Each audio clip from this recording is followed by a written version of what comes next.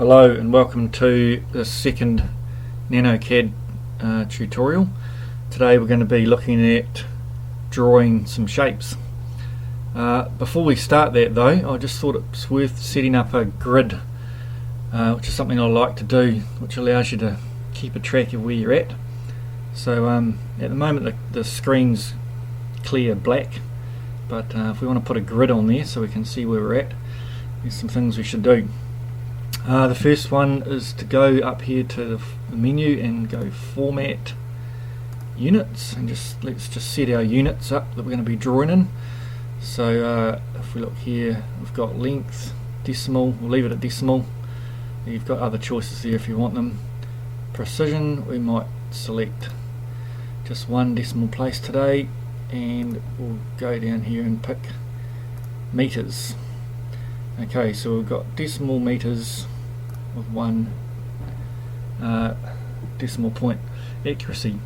The next thing would be to set up the drawing limits. So we'll go to Format, Drawing Limits, and nothing pops up here, but if you look down in the command line window at the bottom of the screen, there's some words that say specify lower left corner. So we'll leave it at 0 and type in 0, 0, comma 0. So that's our XY coordinate. In the upper right of our grid, let's just use 100 by 100. So we're setting up a 100 meter by 100 meter grid with a bottom left hand corner at 0. There we go.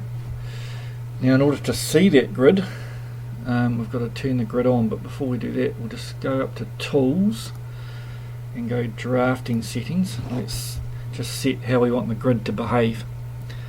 So you'll see on the Snap and Grid tab there's an option here to turn the grid on, so we'll do that, and we'll have a grid spacing of 1, so that'll give us 1 meter in the X direction, and we'll set the Y to 1 as well, and then we'll put a major line every 10, so that'll give us a 10 by 10 grids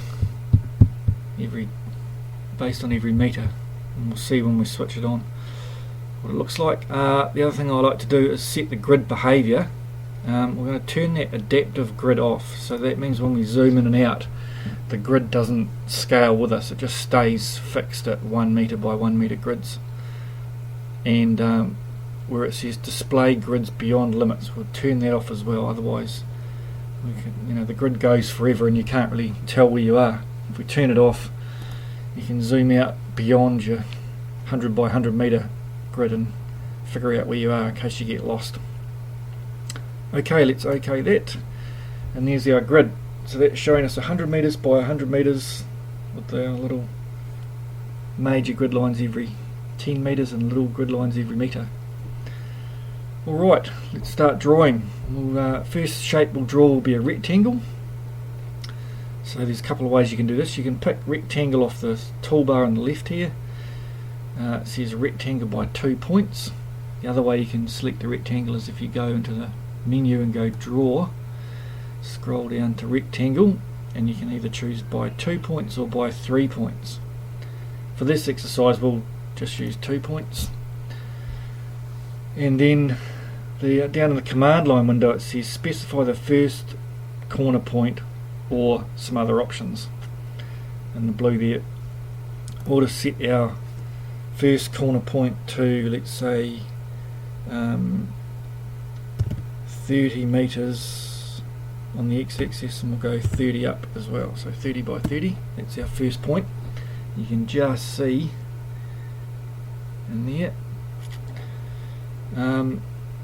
Now I seem to have my rotation set at 45, but I'll just quickly set that to 0. Specify the other corner point. So at this point we can just pick a point wherever we like on our grid and make a rectangle. Or if you want an exact size rectangle, you can go into this dimensions option here and click that, enter the rectangle length. So if we say we went 20 meters long and the width, let's use 10 so we can see which direction they're going.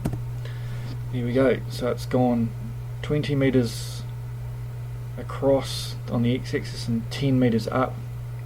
The other thing you'll notice is when you move the cursor around, the rectangle flips around to different, so you've got options of how you want to place it in case you selected your length and width wrong, or you want to rotate it around that point. So we'll just leave it set in the normal direction up there. Okay, now say we wanted to draw another rectangle up against this one here that we've done. We can pick rectangle by 2 points again, and we can choose our first point. We can just go onto the screen here and snap to the end point of the last rectangle, click that, and then we've got another rectangle here that we can scale.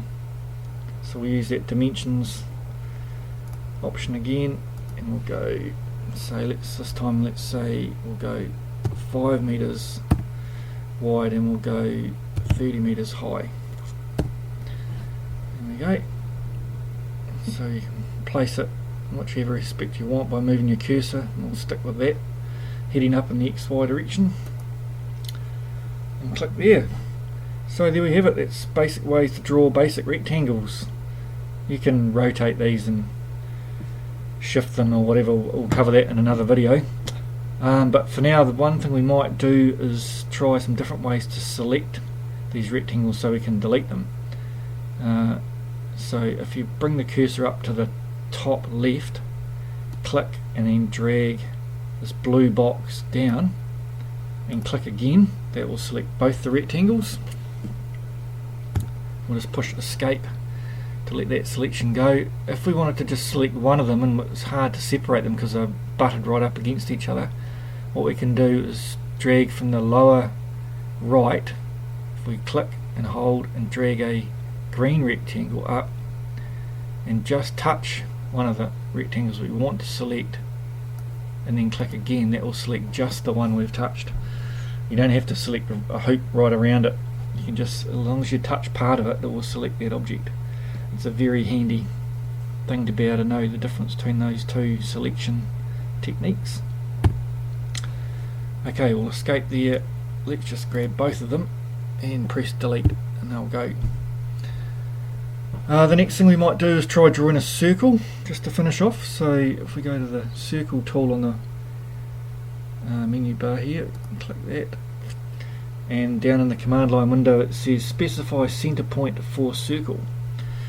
So once again, let's just type 30 in there, and then it says specify the radius or diameter. So let's just say we wanted a 10 meter radius. There we have it, 10 meter radius circle centered on 30. What other options have we got to draw circles there? If we draw a circle, select that toolbar again, specify the center point. Okay, let's just type